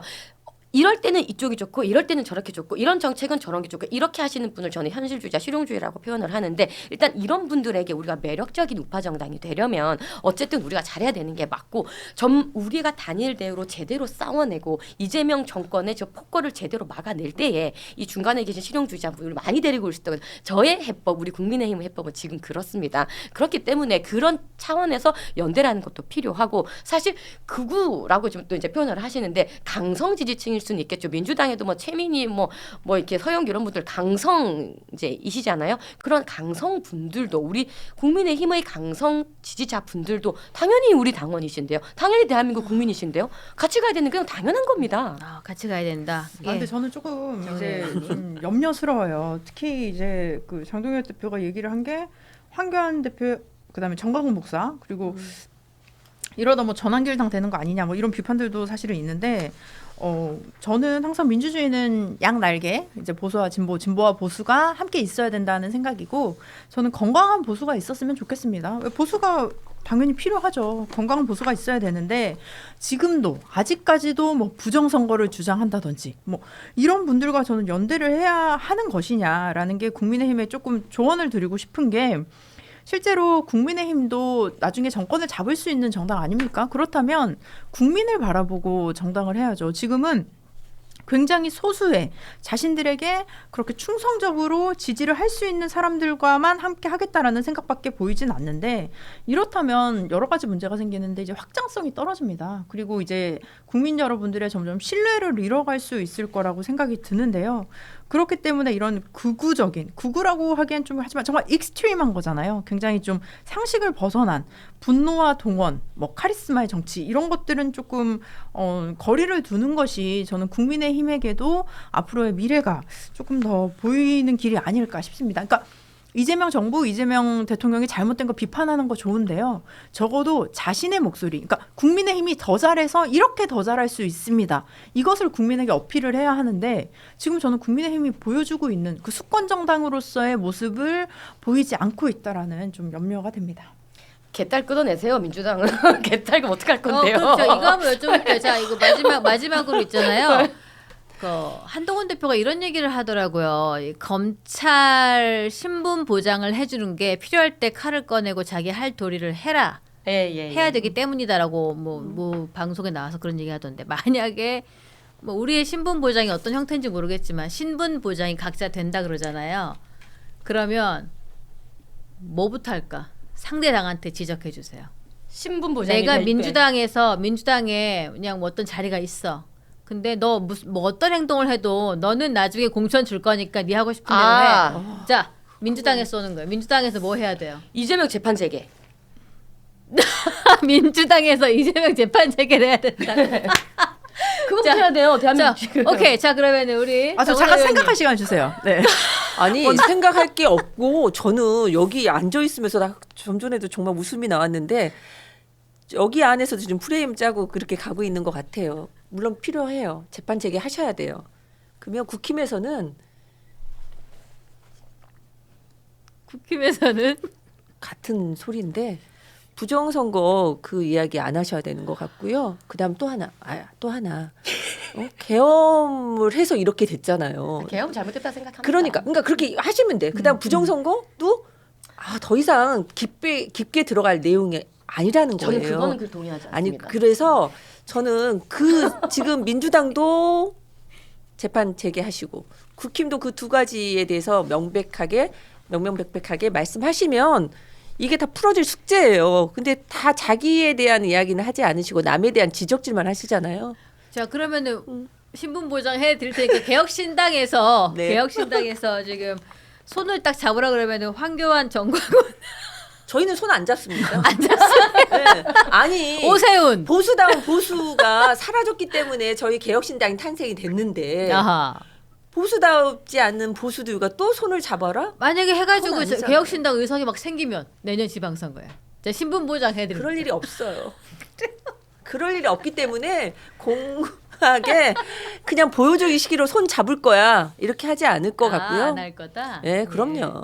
그리고 저희 당에서는 어떠한 훌륭한 후보가 있더라도 네. 또 함께 가더라도 경선이나 투명하게 국민들의 심판을 받아서 후보를 가는 것이지 뭐 예전처럼 커튼 뒤에서 야 나 뭐 할 테니까 몇 자소 주고 니네 어디 가져가고 이렇게 지분 배열을 안 할 거라고 저는 생각합니다. 그렇습니다. 그렇기 때문에 저희는 예. 그냥 여야 다 함께 당신들이 바꾸세요 좋습니다. 하고 자, 싶어요. 이제 맞출 시간 다 됐어요. 아, 네, 그, 저도 예, 그 한 한마디 말씀. 하셔야죠. 예. 그 성남 총각님께서 슈퍼챗을 쏴주셨는데요. 그건 제가 읽어요. 그러니까 앵커가 바뀌는 거 아니에요? 지금 앵커님께서 꼭 성남 총각님 언급해 주시고요. 예. 이제 저는 그래요. 과거에 제가 노무현 대통령님과 이회창 그때 총재 이회창 후보의 토론을 저는 요즘도 자주 봐요. 그 두 분이 대선 토론을 하는데 굉장히 품격이 느껴집니다. 서로를 존중하는 언어를 쓰고요.